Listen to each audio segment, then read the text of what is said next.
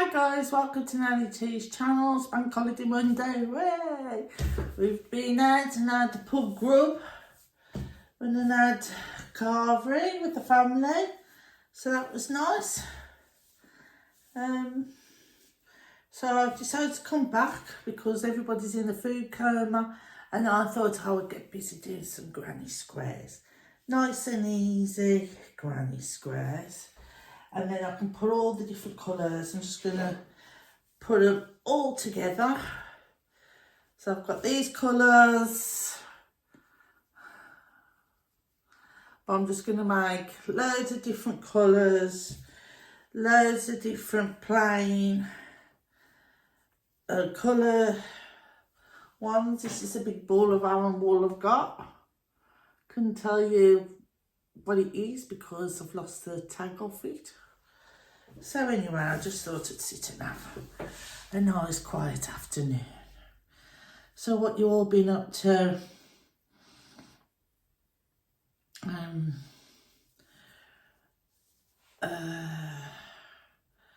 We wasn't going to go out, then we all got onto our family chances, or shall we all go out?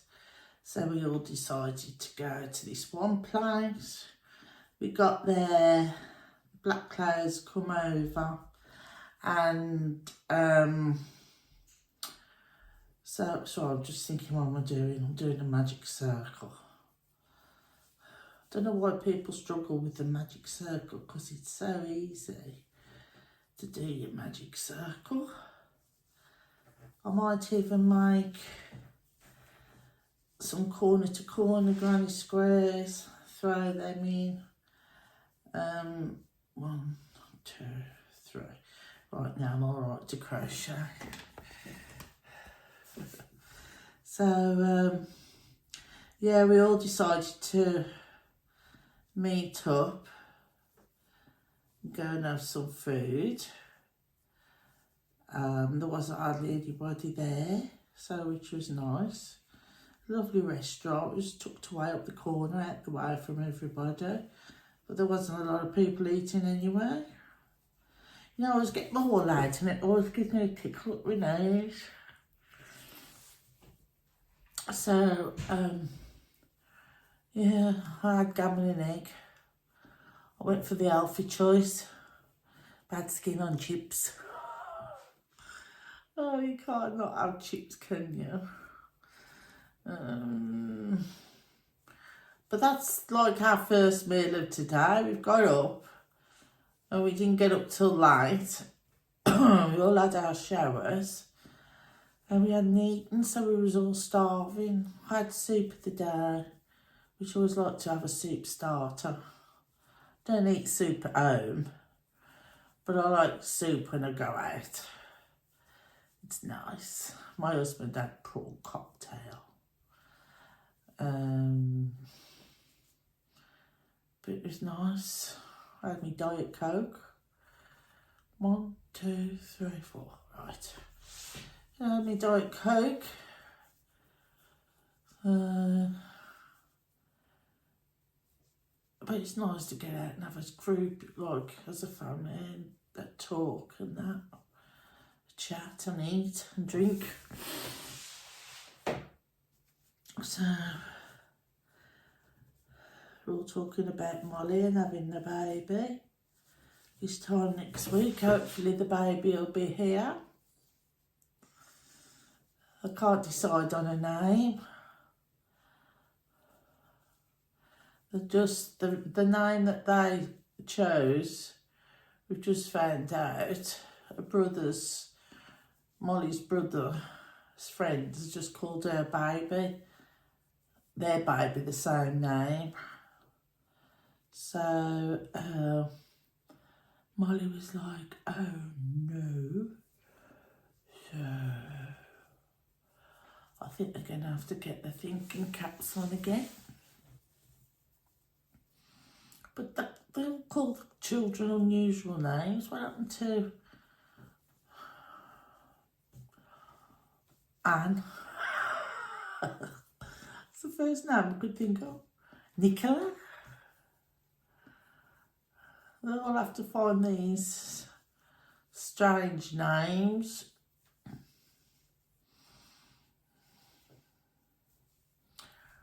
But me and my sister, my first name actually is Suzanne, but my middle name is Terry.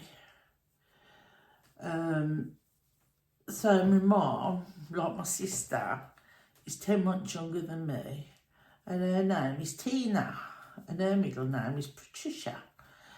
But my mom, for some unknown reason, called me by my second name, which is Terry. So everybody in my family calls me Terry. And when I was going through school,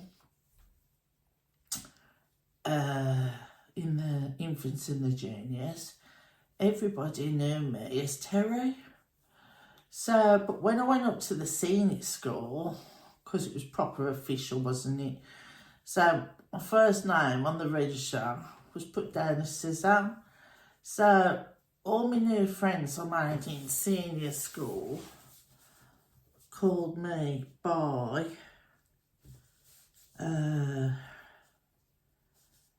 Suzanne. And then all my old friends from the infants and the juniors that went up the same school as me called me Terry. So it's been very confusing over the years. When I sign anything, I'm Suzanne. It has to be Suzanne. When me and my husband got married, it was totally confusing because they all call him Robbo, like Rob, for Roberts, Robbo. So when we both got, his real name is Ian. So when we got married, me and my hubby, we was like, you know, saying our vows, and then they said, do you, Suzanne, take Ian? And everybody was like, you could hear them all go, like, and we just went, we know. And then, do you, Ian, take Suzanne? Yes, we know. They didn't realise, like, they've always called me Terry. And, like, Rob's friends and family have always called him, well, not so much his family, because they do call him Ian, but his friends call him Robbo. So they couldn't understand where Ian come from. So that was a laugh. So then we had to explain why our name's different. And then when we signed for the mortgage, went to see the solicitor and the mortgage and blah, blah, blah, and go through all that. He's calling me Tez and I'm calling him Rob.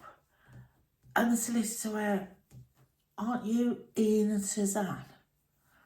We says, yes, but we know each other. And it's so hard for me to call Rob by Ian. So it was totally confusing for, it's confusing. It's confusing. I don't know who I am sometimes. But I quite like, it was easier for my mum to call us by Terry and Tina than Suzanne and Tina. So, and then we was nicknamed Tinker and Tucker. So it's easy for my mum. I said, why call me Suzanne in the first place? She was, well, I like it. She said she was even going to be called April at one point. I thought, well, I prefer Suzanne than April. I don't think I look like an April. Although I'm born in July.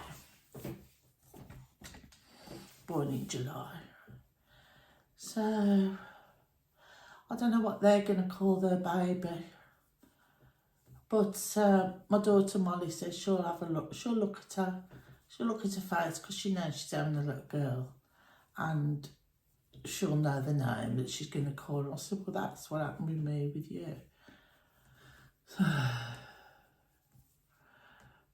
I had Molly at 42. I was 42. And it's great having a baby that age. So there's my first granny square. So I shall get my scissors and cast off. I'm just going to make random colours. And where's my magic circle? If you don't know how to do a magic circle, it's so easy. You just wrap the wall. But you've got to make sure this is hanging that side between your finger and your thumb. And then you just wrap it around, make a cross, like so. And then you go under the first one. You drag that one under. And then you try and pick the outer one up again. Pull that through. And that's your first. Oh, stuck. Oh, that's your first chain one. So then chain 3, 2, 3. And then you make 2 double crochets. I'm using 6.5 crochet hook because I think they work up quicker and they work up. Oh, and I'm chaining 2 in between each cluster of 3 double crochets. I think a 6.5 crochet hook makes it grow quicker, and once they're all together, the draggness of the squares feel nicer. It actually drapes instead of just like lying there stiff, if you know what I mean. So, yeah.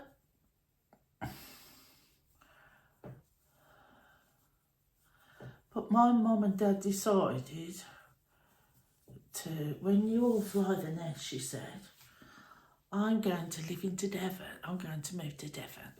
Because my mum's sister, my auntie, lives down in Devon. Because Mum would say, do you want to go and live into Devon? Do you want to go and live in Devon? And we say, no, no, no. I wish she'd just picked us up and took us and didn't listen to us, because Devon is a lovely part of the world. And they seem to have better weather down there. But, yeah, my brother had moved out. He was buying an house. I moved out. And then my sister moved out. So we all flew the nest. And off my mum and dad went.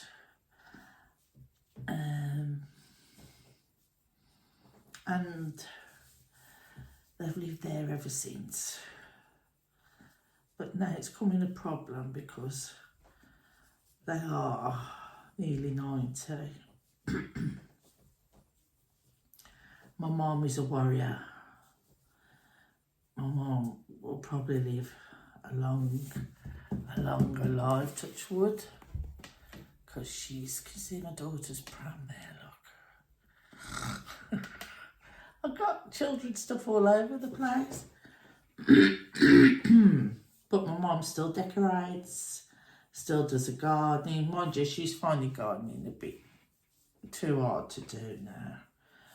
But my sister will fly over from Spain, and she flies to Exeter. And then I drive down to Devon, which takes me 3 hours. But it's a lovely drive. And then we have a week together, like with Mum and Dad. And then Mum finds us, well, she don't find us loads to do, but we say, oh Mum, I think you could do with a bit of emulsion here. I think you could do the new fence paneling. I think you could do this, doing. So all we do is go down there, and it's like a working holiday, but we don't mind because we know they're comfortable. And like, I'd love them to come and live back up here, but they won't come and live back up here because they like it down there. But, oh, I don't know.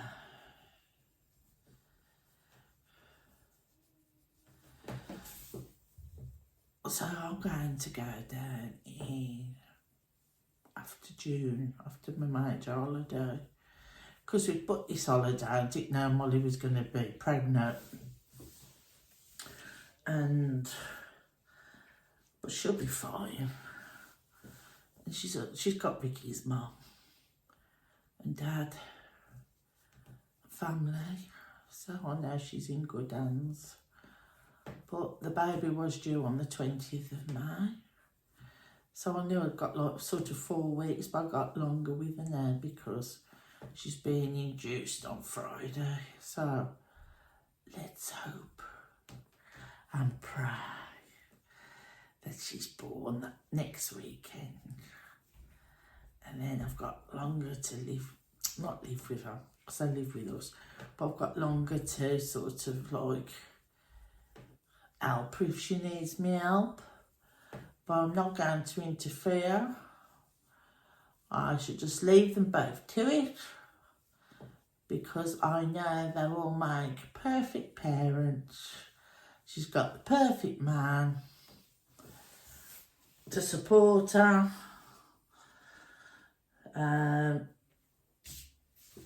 If she's got somebody else, I wouldn't have been happy. She's with a lovely boy. And I'll be fine. Oh, and then my other son, who's my second born,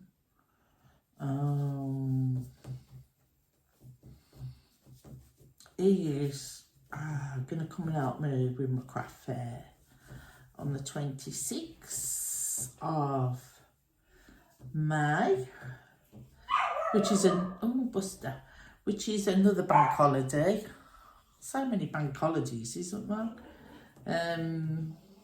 He's going to come and help me with my craft fair, and my daughter says she might help me with my craft fair,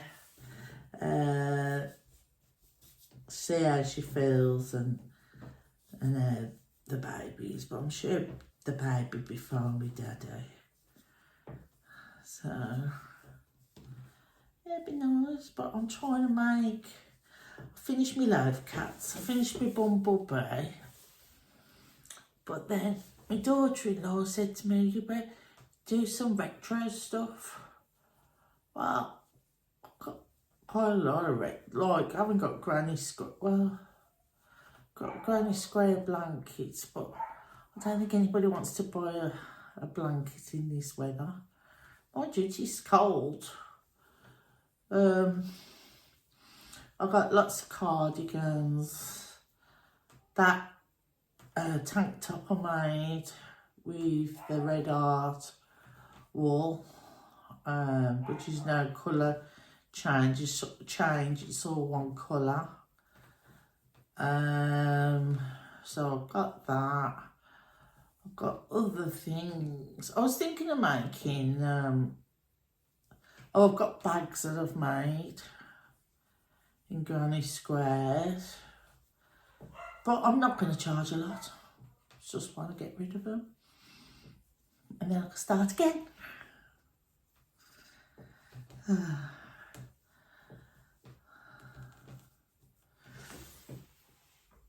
This is what my daughter's made. I think she's brilliant. How good is that? Now that's amigurumi.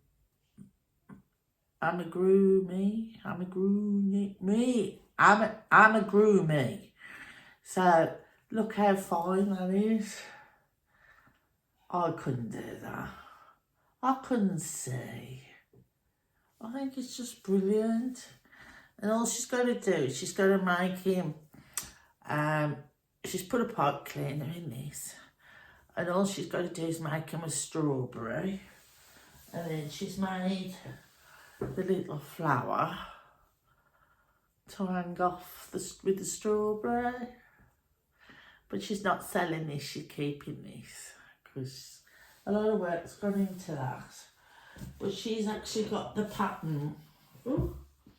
She's actually got the pattern from this book, which is Amigurumi Gnomes.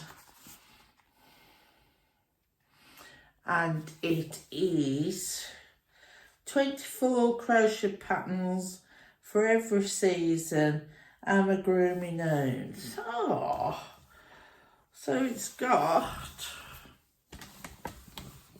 let's see if I can, that's the book.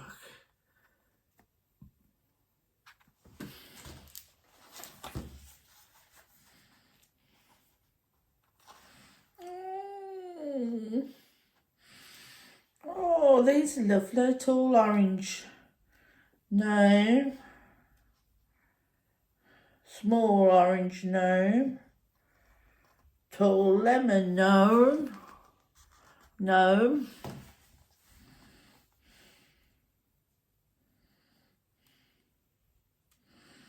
tells you how to make the flowers. How adorable are they? And this is a book by, includes video tutorials for all crochet seasons. It's by Matt.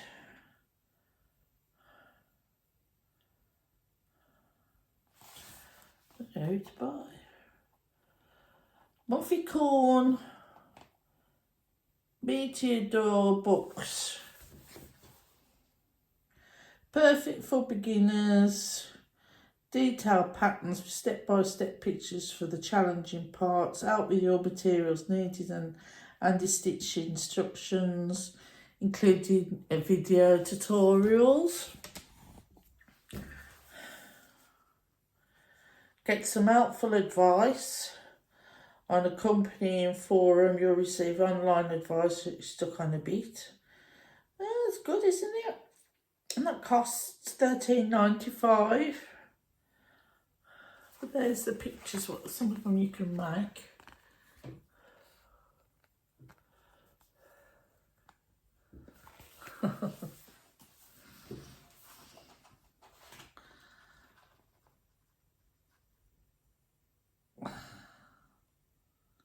Of the foreign people. One's from the Ukraine.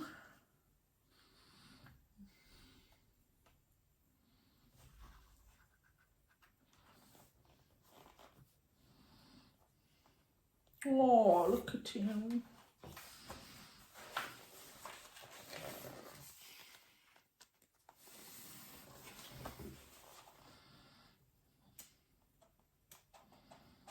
Oh, see, it shows you how to make butterflies.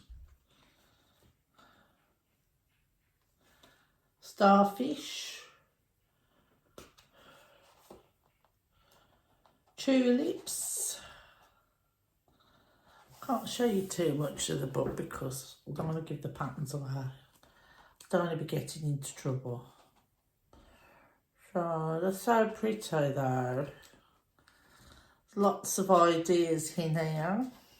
Oh, look at this one.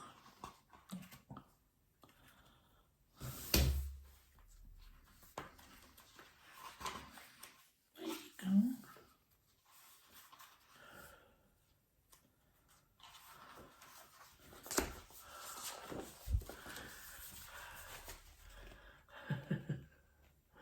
Halloween gnomes. It'll soon be here, won't it? So yeah, that's a nice book. And now I've lost my daughter's page. And she'll be going, oh, where's my page? What you done with my book? That's the page she was on. So yeah, better stand it up on there. Right, so I've got to the end of this one again. I'm just going to make loads and loads and loads and loads and loads and loads. It's granny squares, just your old-fashioned granny square. This is the only stitch my nan knew that she taught us, me and my sister.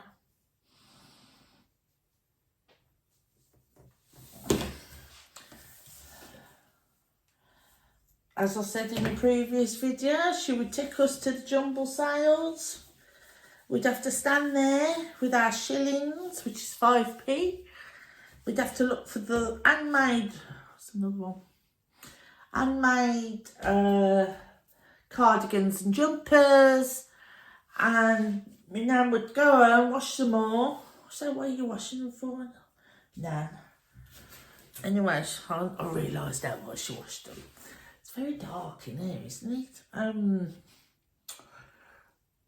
I was going to say, yeah, so she'd wash them, take all the buttons off them, and then a jumble sale is like a car boot sale today, but it was always in a parish church, and you'd go along. And anyway, so we'd come home, she'd wash all the jumpers, we'd go and see her again, and she'd be picking all of these jumpers and cardigans and picking the wool. She couldn't just go into a shop and buy them, buy the wool like you can now.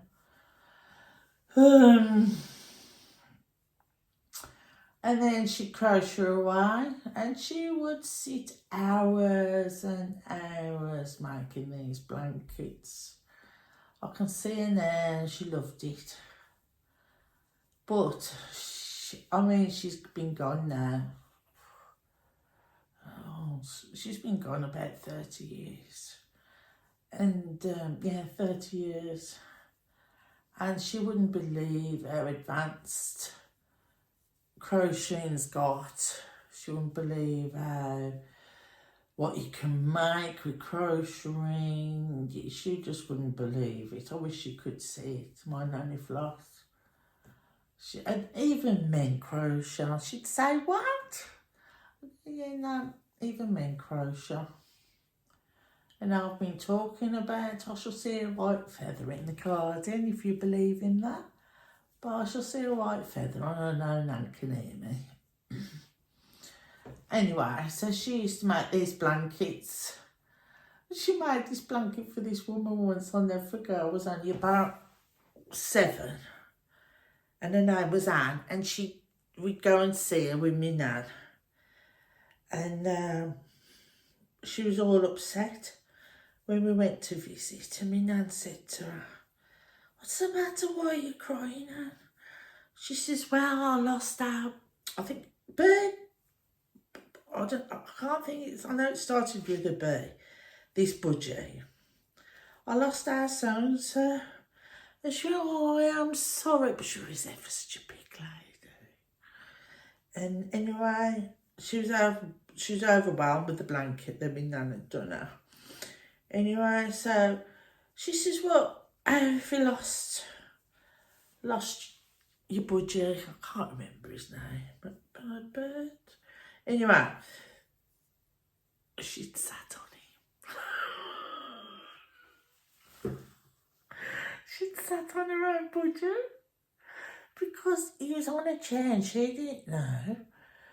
And like it was only when she went to sit back down later that the bird was squashed. She'd sat on him. I don't have to laugh or but at the time it wasn't funny.